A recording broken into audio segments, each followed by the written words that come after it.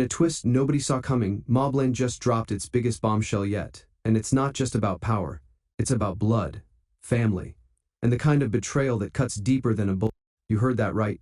After all the secrets, lies, and late-night whispers, the truth is finally...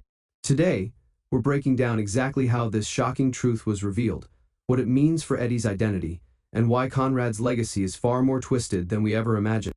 If you thought episode 10 was wild, buckle up. This changes everything. From the start, episode 10 delves into the heart of MobLand's tangled family drama. Kevin has always known Eddie is Conrad's biological son. This bombshell, which has been hinted at in previous episodes, ultimately explodes when Kevin confirms it with both Harry and Conrad himself.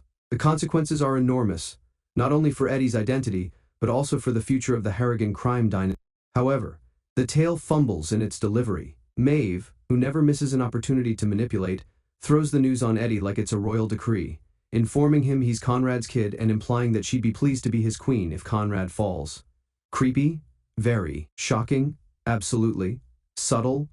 Not in the least.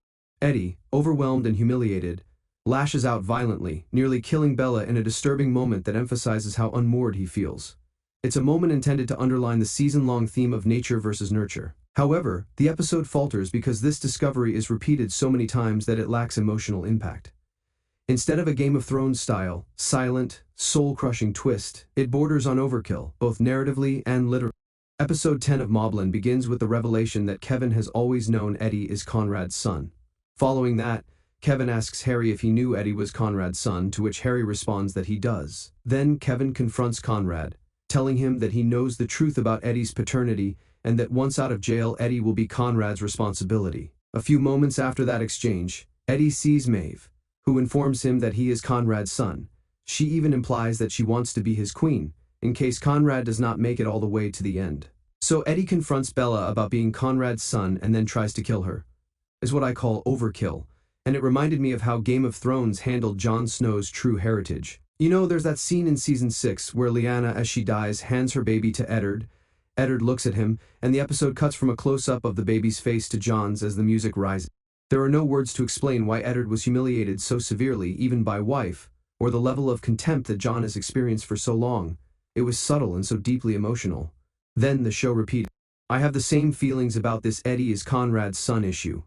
The other brother interaction between Maeve and Kevin, followed by Eddie entering the room, was enough. All the show had to do was tell Eddie who he was, because everyone except him knew.